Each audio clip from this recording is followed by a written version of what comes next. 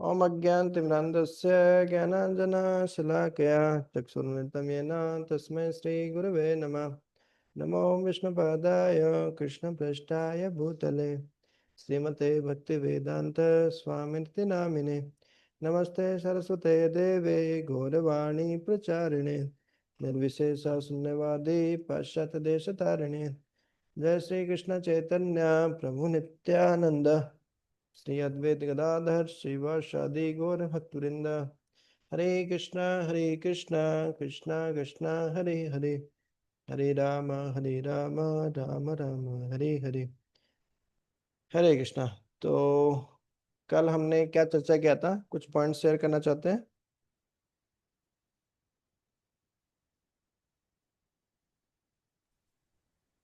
हरे कृष्णा प्रभु जी, दंडवत प्रणाम। दंडवत प्रणाम जी। कल आपने कर्मेंद्रिय और ज्ञानेंद्रियों के बारे में बताया था।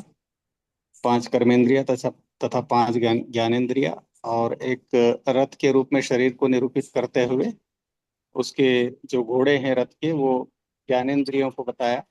मन के द्वारा वो रस्सियों से उसको नियंत्रित करने के बारे में बताया था। इस प्रकार से कल कक्षा में चर्चा हुई थी। हरे जी कृष्णा। जी, हरे कृष्णा, थैंक यू प्रभु। बाकी डिवोटीज,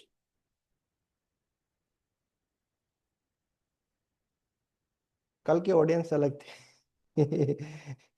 आज की ऑडियंस अलग है। बताइए फिर प्रभु, क्या चर्चा किया था?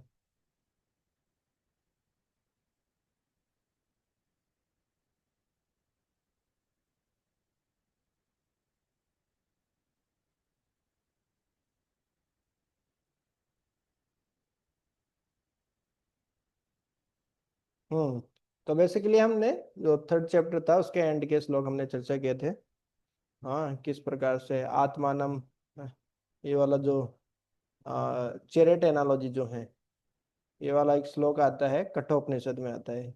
आत्मानम रथितम विधि शरीरम रथम एवतु बुद्धिम तो सारथिम विधि मनः परग्रहम एवच। देखिए किस तरीके से जो आत्मा है उसको आप जानो, वो रथी है, शरीर रथ है, बुद्धि क्या है, सारथी, और मन क्या है, परग्रहम, जो उसकी रस्सी है वो, हाँ, मन है। इस तरीके से तो ये हमने कल चर्चा किया था। तो बेसिकली तीसरे अध्याय के लास्ट में क्या है, अ, अभी हम काफी दिनों से चर्चा कर रहे थे, काम वासना के बारे में ही है। जब अर्जुन पूछते हैं श्लोक, हाँ, कि व्यक्ति न चाहते हुए भी ये पाप क्रम में कौन नियोजित करता है, बलात् एव नियोजित। ऐसा लगता है कि बलपूर्वक, हाँ, पापम चरति पुरुष है, कोई पाप करवाता है हमसे। हम चाहते नहीं है फिर भी कोई पाप करवाता है बलपूर्वक। तो काम वासना के बारे में बहुत सारी, है ना, भगवान एनालॉजी के माध्यम से बताते हैं किस तरीके से काम है स क्रोध से रजोगुण समुद्भव महास्नो महापापमा विद्येनम इह वेरिणम। कि आपका दुश्मन है, महाअस्नो है, महापापमा, पाप का प्रतीक है, आपसे बहुत सारे पाप करवाता है इस तरीके से। हाँ, एक सॉन्ग है, अवतार सार गौर अवतार, सारे अवतारों के जो सार है, क्रीम, है ना, गौर अवतार, सीधा कृष्ण प्रेम दे रहे हैं, बताइए, चैतन्य महाप्रभु और नित्यानंद प्रभु। तो ये एक सॉन्ग है, उसमें बहुत अच्छे अच्छे एनालॉजीज है। हम्म। उसमें बता रहे हैं कि you always stay in water, हाँ, O my mind, why don't you worship Shri Gaur Sundar. हे मेरे मन, आप गौर सुंदर की वर्शिप क्यों नहीं करते? The crown jewel of all incarnation, हाँ, अवतार सार गौर अवतार। You always stay in water, but your thirst is never satiated due to your own past bad activities. आप पानी के पास में ही रह रहे हो, लेकिन आपकी प्यास कभी नहीं बुझी है? क्यों? क्योंकि हमारे जो पास्ट बैड एक्टिविटीज हैं उनके कारण। फिर बता रहे हैं, you always hope to attain sweet juicy fruits from your worship of throw thorn trees. हाँ, कंटकेरु कंटकेरु तरु सदाई सेविली मन, अमृत पाई वर आसे। कि कंटक का जो तरु है, कांटे का पेड़ है, उसकी आप हमेशा सदा सदा हे मन तू सेवा करता है, और आशा क्या करता है, अमृत पाइया, अमृत मिलेगा। अरे कांटे के पेड़ की सेवा करेंगे, उसका सिंचन करेंगे, पानी देंगे, खाद देंगे, तो क्या आएगा, कांटे वाले पेड़ पे कांटे आएंगे। लेकिन हम क्या सोचते हैं कि हमको जूसी फ्रूट्स मिलेगा उससे। बोलते हैं ना, बोया पेड़ बबूल का, तो आम कहाँ से होए। अब बबूल जैसे कांटे वाले पेड़ को उगाकर आप आम चाह रहे हो, तो कैसे हो सकता है। हाँ, तो इस तरीके से आप गलत आदतों में लगे हैं, और आशा बहुत कर रहे हैं। आशा ही परमम दुखम हो जाता है। फिर बोल रहे हैं, but that is not possible. Our Gaur Sundar is a desire tree offering divine love, but you left him thinking him to be poison. तो जो गौर सुंदर है चैतन्य महाप्रभु, जो कृष्ण प्रेम देने के लिए खुद भगवान श्री कृष्ण जो आए चैतन्य महाप्रभु के रूप में, वो डिजायर ट्री है, वो कल्पतरु है वो। लेकिन हमने उनको छोड़ दिया है, हमने सोचा कि ये तो जहर के समान है, पॉइजन है। फिर बता रहे हैं, O my mind searching for some sweet aroma, you smell the beautiful palash flower. आपने देखा होगा एक लाल कलर का फूल होता है, पलास का फूल, जानते हैं, पलास जी का। प्रभु। बताए प्रभु जी, वो भगवान को चढ़ता है कि माँ देवी के भक्त हैं आप तो परम भक्त, कि माँ देवी को चढ़ता है, किन को चढ़ता है, ऑफर किन को करते हैं वो, सुगंध होती है कि नहीं होती उसमें। सुगंध तो नहीं होती प्रभु, लेकिन चढ़ता है कि नहीं ये नहीं पता मुझे। हाँ। देखिए, जितने भी सुगंध वाले फूल हैं वो सब भगवान को अर्पित होते हैं। बहुत अच्छा डेकोरेशन होता है ना, सजावट होती है, वो भगवान श्री कृष्ण की होती है, राम की होती है, विष्णु जी की होती है। लेकिन शिव जी कभी डेकोरेशन नहीं करते हैं। वो तो शमशान घाट में जो राख रहती है, वैष्णव भक्तों की जो राख है, उसी को अपने भभूति से श्रृंगार करते हैं अपना, है कि नहीं। और माँ दुर्गा जो माँ सती है, उनके जो अलग अलग अवतारों के जो है ना, उनके मुंडी है, कंकाल, उसकी माला पहने रहते हैं, उनका श्रृंगार नहीं होता है शिव जी का। तो शिव जी और जो दुर्गा देवी है, उनको उनको है ना, माँ काली, दुर्गा देवी, उनको जो फूल ऑफर होते हैं ना, जो चढ़ते हैं, वो सुगंध वाले नहीं रहते, वो बिना सुगंध वाले ही होते हैं। तो जो पलास का फूल होता है, पलास का फूल भगवान को अर्पित नहीं होता है, पलास का फूल होता है हाँ, शिव जी को, दुर्गा देवी को, इस तरीके से। तो इसके बारे में क्या बता रहे हैं, अम, हम्म कि है मेरे मन, तो हमेशा है ना सुगंध, स्वीट एरोमा, सुगंध के लिए तलाश करते रहते हो। हाँ, कहाँ से सुगंध आए है ना। You smell the beautiful pliers floor, वो प्लास का फूल रहता है, वो सुंदर होता है, तो आप उसको सूंघ रहे हैं। अब सुंदर तो है वो दिखने में, लेकिन वो सुगंध नहीं है उसमें। And instead an insect from the floor इंटर्स your nose, आप प्लास के फूल के पास में जाके अपनी नाक लगा रहे हैं, और सोच रहे हैं कि बहुत अच्छी सुगंध आएगी, लेकिन सुगंध तो आती नहीं है। उल्टा हुआ क्या, पलास के फूल से एक कीट निकलता है, आपके नाक में घुस जाता है। समझ रहे हैं, ये इंद्र तृप्ति की तुलना कर रहे हैं। जो लस्ट है, इंद्र तृप्ति जो व्यक्ति करना चाहता है, उसमें ऐसा ही होता है, उसको लगता है बड़ा मजा आएगा, लेकिन वो दुख ही मिलता है। You suck on dry wood mistaking it for sugar cane, so how can you get any sweet juice. इक्सु दंड भावी काठ चूसीली, मन के में पाइबे मिथ। अरे, जो बांस होता है ना, बम्बू ट्री, और वो जो गन्ने का पेड़ होता है, पौधा जो होता है, दिखने में एक जैसे ही होते हैं। तो गन्ना सोच के बांस चूस रहे हो बोले तुम, काम वासना ऐसी है। देखो, लस्ट और लव, भगवान के प्रति प्रेम, और जो काम वासना है, दोनों एक जैसे ही है। दिखने में तो एक जैसे लगते हैं, कि गोपियों का कृष्ण के प्रति प्रेम भी काम वासना है ना, लड़का लड़की का प्रेम है वो भी काम वासना है। इन गोपियों का भगवान के प्रति वो शुद्ध प्रेम है कि नहीं? क्यों? उसमें खुद के आत्मेंद्रिय प्रतिवांछा नहीं है, उसमें खुद के एंजॉय की कोई इच्छा नहीं है उसमें। हाँ, तो जो लस्ट है वो ऐसा है, मतलब शुरू में लगता है कि मजा है, फिर कष्ट ही कष्ट है। तो वो जो अपना क्या है, क्या बताएं यहाँ पे, काठ है चूसीली। काठ मतलब जो बम्बू, बांस का जो उसको चूसेंगे तो कुछ मिलेगा? नहीं मिलता है। जबकि गन्ने का जो, गन्ना चूसने से कितना रस का आस्वादन कर सकता है व्यक्ति इस तरीके से। तो पूरी दुनिया क्या है उसमें, बम्बू में, बम्बू को चूसने में लगी है। हाँ,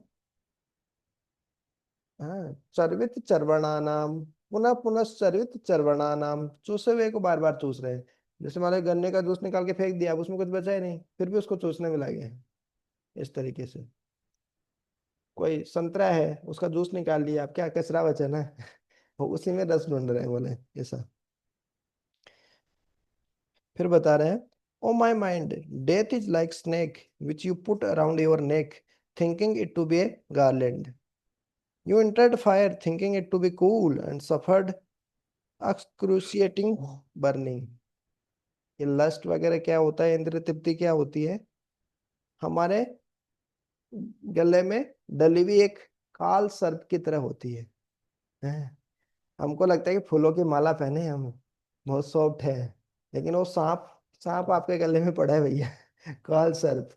धीरे धीरे सांप जैसे चलता है ना, किसी जीव को खाता है ना सांप, चूहे को खाता है ना, तो एकदम से पूरा निकल नहीं जाता, धीरे धीरे निकलता है उसको। इसलिए ये एनालॉजी दी जाती है, काल से तुलना की जाती है सांप की। काल सर्प, है ना? काल धीरे धीरे हमारी आयु को खाता है। हम पूछते हैं हाउ ओल्ड आर यू, तुम कितने ओल्ड हो गए हो, मतलब इतनी आयु आपकी निकल गई। आप 30 साल के, 50 साल के, मतलब आज 30 साल 50 साल आपकी जिंदगी निकल गए। अब कुछ ही साल बचे हैं। हम बर्थडे सेलिब्रेशन करते हैं ना, बर्थडे मना रहे हैं, अरे एक निकल गया आपका एक और साल। तो ये हम उसको फूलों की माला समझ के उसको पहने हैं, सांप, सांप की माला पहने हैं। और आग में इस तरीके से घुस जाते हैं हम, इंद्र तृप्ति की आग में, लस्ट की आग में, कि हम सोचते हैं कि बहुत ही शीतल है। फिर जलते रहते हैं उसमें। फिर लास्ट में बोलते हैं, oh my mind, enjoying material pleasures you never heeded the devotee's words and forgot गौर सुंदर, thus both this world and the next are lost to you। कि ये भौतिक संसार के मजे के पीछे न हमने भक्तों की बात सुनी, न भगवान की बात सुनी। इस कारण क्या हुआ, तेरा यह लोक गया, तेरा परलोक गया। ये दुनिया में गई और दूसरी दुनिया भी गई। तो ये थर्ड चैप्टर के एंड में अपन देखते हैं इस तरीके से ना, भगवान बताते हैं कि लस्ट जो है ज्ञान को आवृत कर लेती है, आवृतम ज्ञानम एतेन, ये सब चीजें हमने देखा। अभी हम चौथा चैप्टर शुरू करते हैं, दिव्य ज्ञान, ट्रांसेंडेंटल नॉलेज। श्री भगवान वाचा, श्री भगवान ने कहा, इमं विवस्वते योगम, इमं यह, विवस्वते, है ना, विवस्वान, विवस्वान को, हाँ, विवस्वान कौन है? सन गॉड, सूर्य के देवता, सूर्य देवता। योगम, जो ये योग है, ये योग का जो ज्ञान है, प्रोक्तम, ये मैंने कहा, प्रोक्तवानम, प्रोक्तवान, हाँ, ये मैंने बोला। अहम मतलब मैं, अव्ययम मतलब जो ये अव्यय ज्ञान है, इम्पेरिसेबल, अमर, अमरता का जो ये ज्ञान है, ये मैंने पहले विवस्वान को सुनाया था ये ज्ञान। विवस्वान मनवे प्राहा, और विवस्वान ने मनु को ये ज्ञान बताया। मनुहा इक्ष्वाके अब्रवीत, और मनु ने इक्ष्वाक को, ये जो इक्ष्वाकु राजा है उनको ये ज्ञान कहा। इस प्रकार ये परंपरा में ये ज्ञान इस तरीके से आ रहे हैं।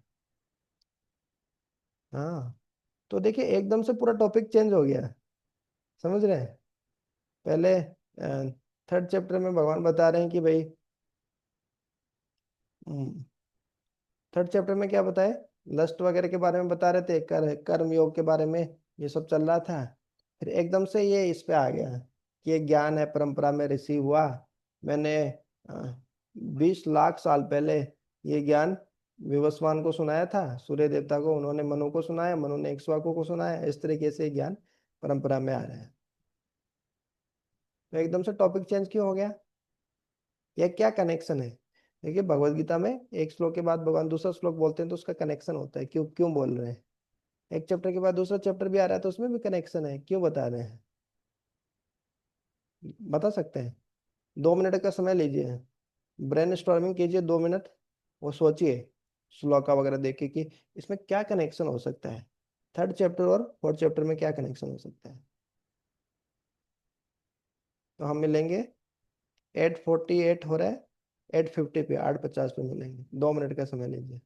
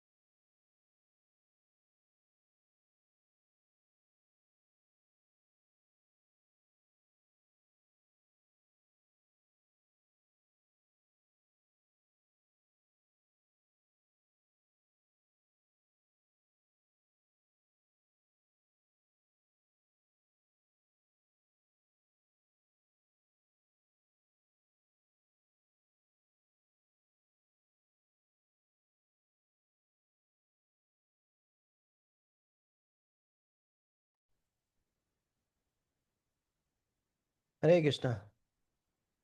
कुछ ब्रेन स्टॉर्मिंग हुई, इस तरीके से कुछ समय मिलता है ना, तो कुछ चिंतन करते हैं, मंथन करते हैं, उस समय जो हमारे माइंड जितना एक्टिव होता है वो चीज़ हम कभी भूलते नहीं है, जो चीज़ें हम उस समय, है ना, रिसर्च करके माइंड ब्रेन स्टॉर्मिंग करके जो कंक्लूजन पे पहुंचते हैं वो लॉन्ग टर्म तक हमको याद रहती है।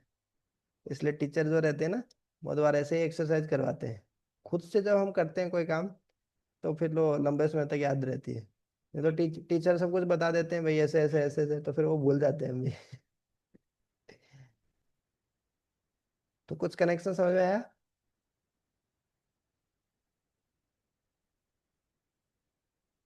हरे कृष्ण प्रभु जी। बताइए।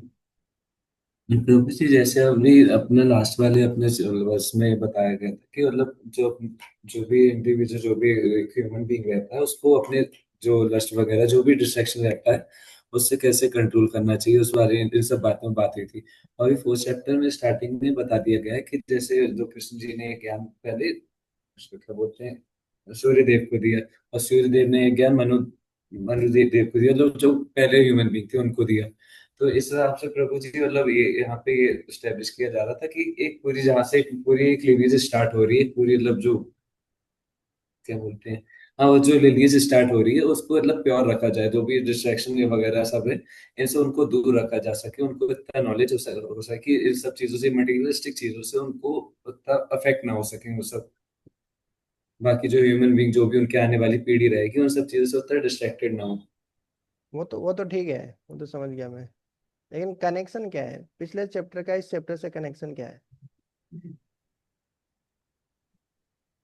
तो वो चीज शायद जैसे लास्ट वाले में श्लोक में बता रहे थे कि जो अपने आप को पहचान लेता है कि वो मतलब मटेरियल नीचे अपनी ट्रांसेंडेंटल सेल्फ है, वो लस्ट को कॉन्कर कर लेता है और कृष्ण कॉन्शियसनेस में स्टैब्लिश हो जाते हैं। तो शायद वो एग्जाम्पल दे रहे हैं भगवान की, मतलब सूर्य देव को बताए थे और फिर वहां से मनु को पता चला, फिर इक्ष्वाकु राजा को। तो इन मतलब इनने जैसे लस्ट को कॉन्कर करके मतलब कृष्ण कॉन्शियसनेस में स्टैब्लिश हुए थे, तो शायद एग्जाम्पल दे रहे लेकिन ये विवस्वान वगैरह, अच्छा इनके एग्जांपल दे रहे कि विवस्वान वगैरह ये सब कैसे इस्टेब्लिश हुए हैं। हैं।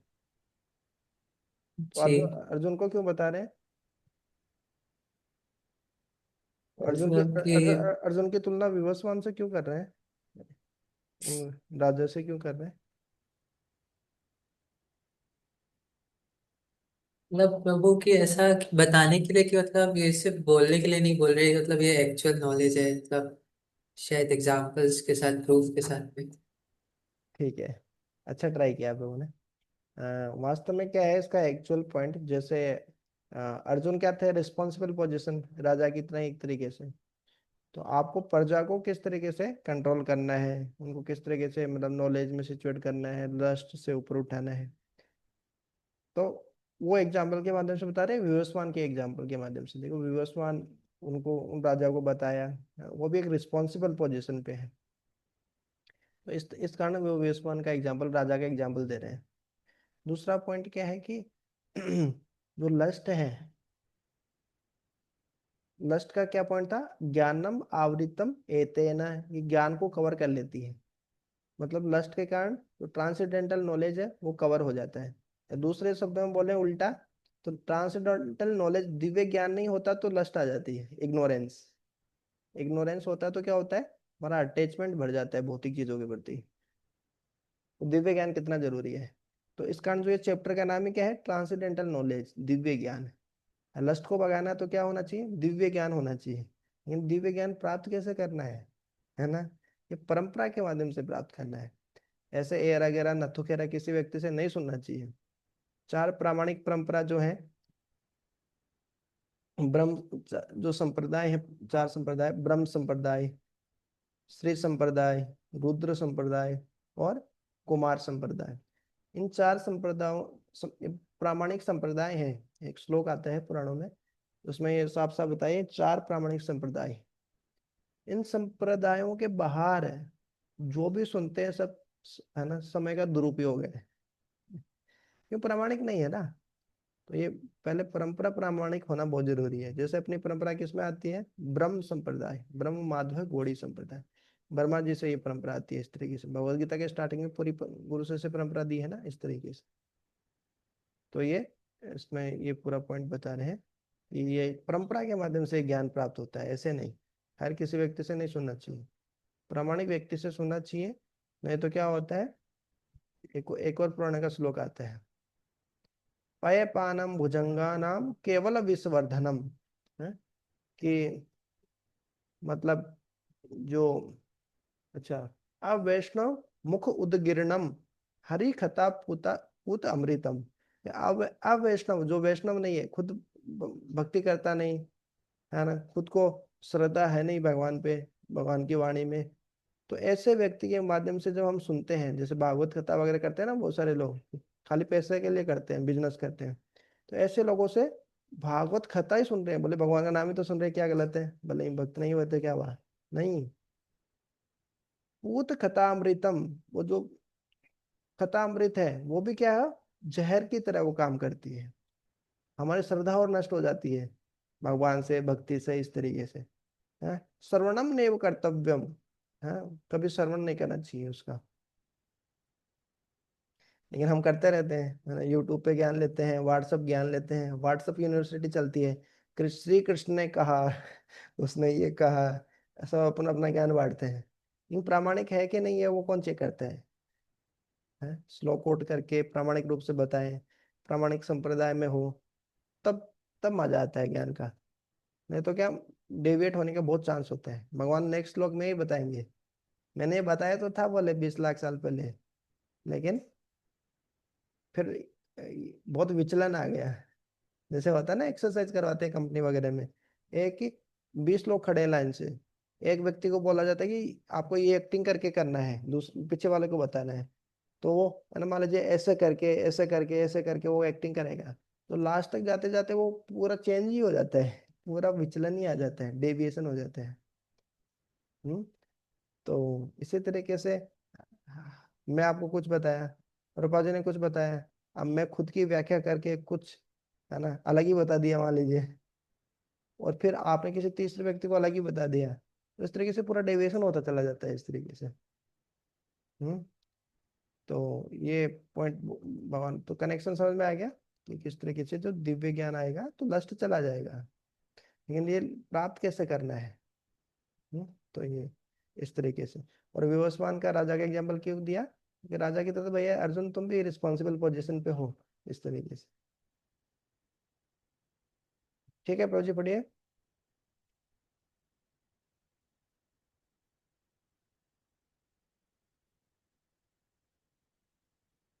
इमं विवस्वते योगं प्रोक्तवान् अहमव्ययम् विवस्वान्मनवे प्राह मनुरिक्ष्वाक अवेब्रवीत।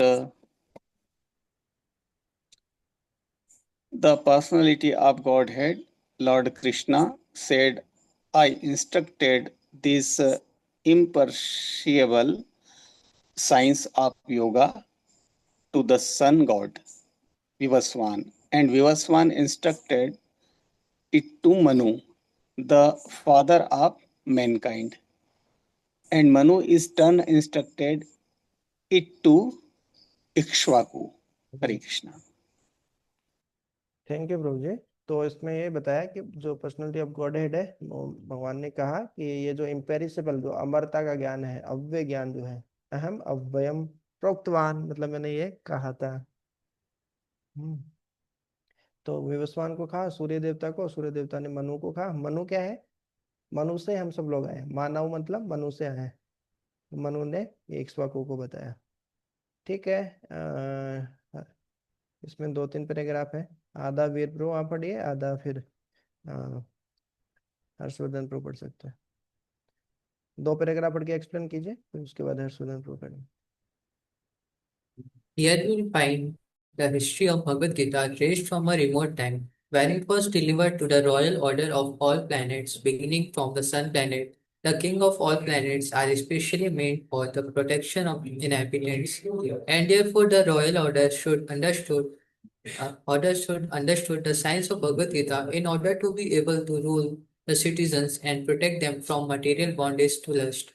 Human life is meant for cultivation of spiritual knowledge in eternal relationship with the Supreme Personality of Godhead and the executive heads of all states and all planets are obliged to impart this lesson to the citizens by education, culture, and devotion. In other words, the executive heads of all states are intended to spread the science of Krishna consciousness so that the people may take advantage of this great science and pursue a successful path utilizing the opportunity of human form of life.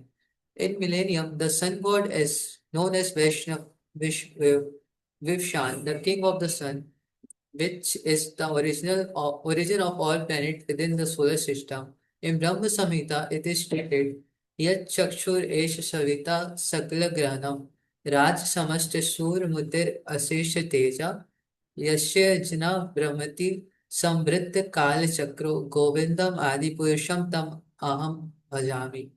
Let me worship Lord Brahma. Lord Brahma said, the Supreme Personality of Godhead, Govind, Krishna, who is original person and under whose order the sun, which is king of all planets, is assuming immense power and heat. The sun represents the eye of the Lord and travels its orbit in obedience to his order. तो प्रभु इसमें ऐसे बताया गया है कि मतलब जो sun god है तो सबसे पहले उनको मतलब भगवान ने भगवत गीता का नॉलेज दिया था। और मतलब कि ऐसा रहता है कि मतलब जो के थ्रू ये नॉलेज मतलब लेसन मतलब ऐसा बताया जा रहा है कि जो सन गॉड है वो सभी प्लैनेट्स के किंग है। और बाकी जो लोग हैं सिटीजन्स हैं उनको एजुकेशन कल्चर डिवोशन के थ्रू लेसन्स मिलते हैं।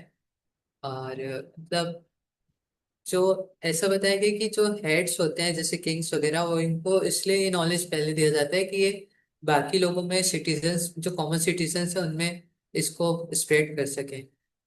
और मतलब फिर नीचे जैसे ब्रह्म संहिता से श्लोक आया है कि मतलब भगवान वो मतलब ब्रह्मदेव बोल रहे हैं कि वो गोविंद मतलब भगवान कृष्ण की पूजा करते हैं जो कि वो अ, जो कि मतलब सुप्रीम पर्सनैलिटी ऑफ गॉडेड है। और मतलब जो सन है वो उनका ऑर्डर मानते हुए ही उनकी आइज की तरफ सब जगह मतलब भ्रमण करते हैं और नजर रखते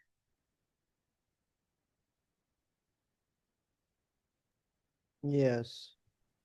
तो इसमें पहले तो ये पॉइंट कवर हुआ जो अपन डिस्कस कहते हैं कि जो सोसाइटी के हेड है, राजा लोग जो हैं, उनके पास ये नॉलेज होना चाहिए सबसे पहले तो, क्योंकि वो रिस्पॉन्सिबल पोजीशन पे हो, पूरी जनता को वो ज्ञान देंगे। भगवत गीता को खुद को नहीं पता तो दूसरों को क्या बताएंगे, है कि नहीं।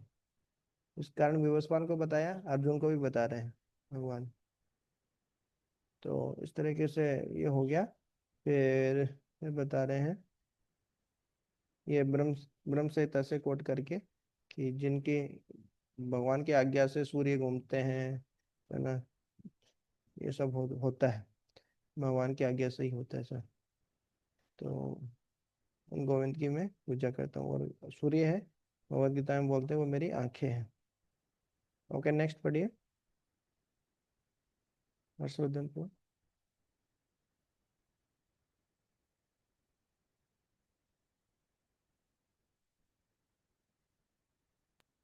The sun is the king of all planets and the sun god at present of the name Vivasan rules the sun planet, which is controlling all other planets by supplying heat and light. He is rotating under the order of Krishna and Lord Krishna. Originally made Vivasan his first disciple to understand the science of Bhagavad Gita. The Gita is not there for us. It is speculative, treatise for the insignificant mundanes, scholar, but in the standard book of knowledge coming down from the time immemorial. आप प्रभु जी बताया गया इस वाले paragraph में जो हमारे जो सारे प्लैनेट्स हैं उनके जो किंग है वहाँ उनको सन को बताया गया है कि जो सन है वो पूरे जितने भी अपने नवग्रह जितने भी ग्रह हैं उनके किंग है। और जो स्वयं जो मतलब जो सन गॉड है वो कृष्ण के अंडर काम करते हैं। जो सीधा जो जो भी उनकी जो कमांड्स आती हैं वो कृष्ण से आती हैं, सिर्फ कृष्ण से ही आती हैं। और सीधा उन्होंने बताया गया जो उनके डिसाइपल बताए गए हैं, डिसाइपल फर्स्ट डिसाइपल उनको उनको वो भगवत गीता का ज्ञान दिया गया। In Mahabharata, we can trace out the history of Gita as follows. Treta युग इसमें एक और पॉइंट प्रूव जैसे ये हो गया, कोई बोल सकता है कि 5,000 साल पहले ही भगवत गीता भगवान ने सुनाई, नहीं।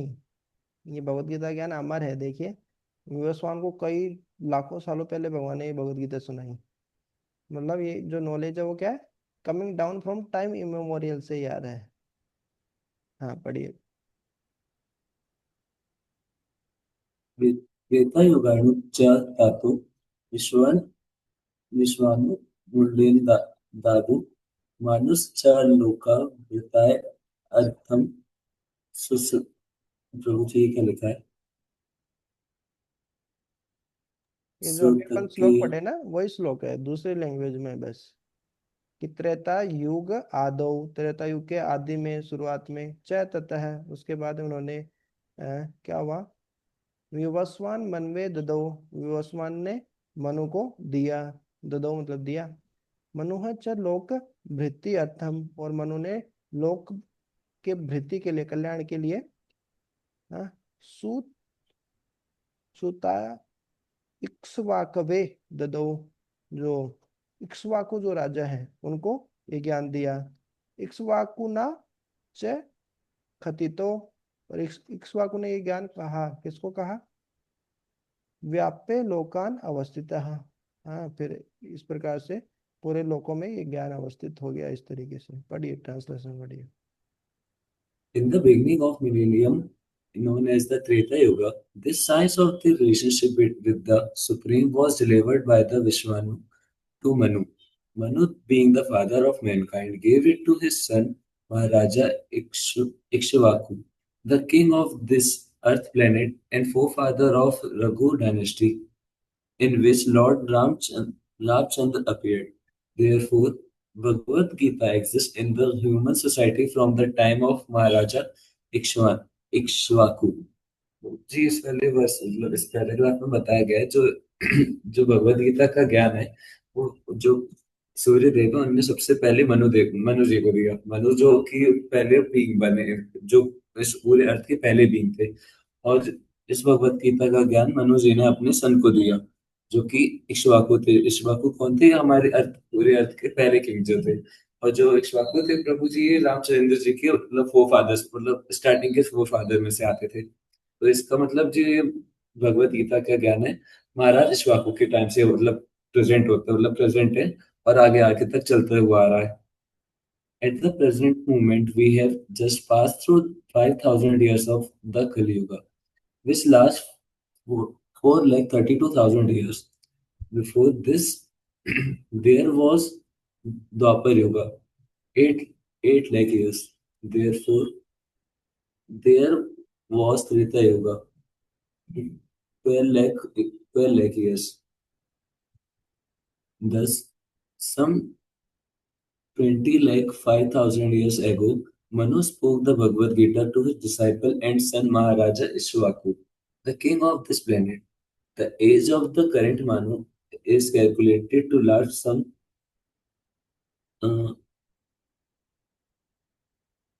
305,300,000 years, of which 12